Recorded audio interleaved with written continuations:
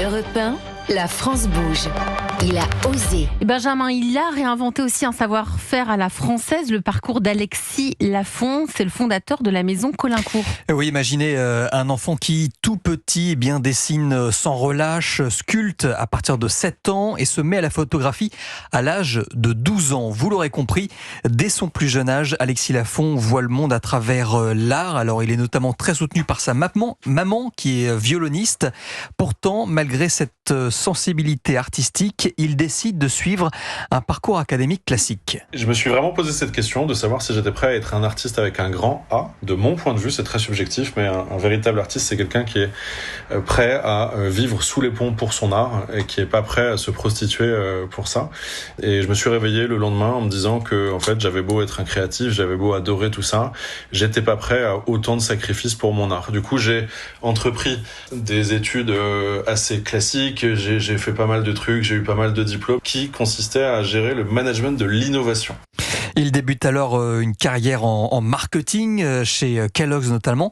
Et en 2008, la vie d'Alexis bascule. Son frère est victime d'un accident tragique, un choc qui le pousse à repenser sa vie et ses priorités. Il crée la maison Colincourt. Il a un accident extrêmement grave et pour différentes raisons, je suis allé passer du temps près de lui dans la clinique où il subissait une rééducation. Et j'en profite pour partir avec en Bretagne, sous le bras, une quinzaine d'idées de boîtes parce que j'avais l'intuition que j'avais envie de devenir entrepreneur. Et en fait, c'est quoi une chaussure ? C'est la synthèse entre un dessin, la sculpture, c'est la forme à monter, et la photographie qui correspond en fait à la mise en beauté, la vibration, la nuance qu'on peut avoir, la brillance qu'on peut avoir au niveau de cette matière formidable qu'est le cuir. Voilà.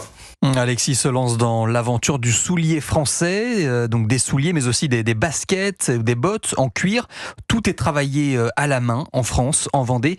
Et il mêle à la fois la tradition artisanale et l'innovation écologique, puisque dernièrement, il a décidé de fabriquer ses souliers à partir de peaux de saumon. Aujourd'hui, les peaux de saumon, du coup, c'est un déchet qui coûte cher à recycler, c'est compliqué, à traiter, tout ça, c'est une vraie problématique écologique et RSE. Et j'ai eu cette idée qui consistait à se dire, mais attends, nous, on pourrait récupérer ces peaux et avec de l'innovation, on devrait pouvoir arriver à transformer une peau de poisson en un cuir, ce qu'on a appelé un cuir marin. Et avec cette matière extraordinaire, on en fait des objets désirables, qu'est la basket, qui était l'objet de la collaboration avec Petrosian. Voilà, une façon de montrer que le luxe peut être durable. Près de 18 ans après sa création, la maison Colincourt, c'est 4000 paires vendues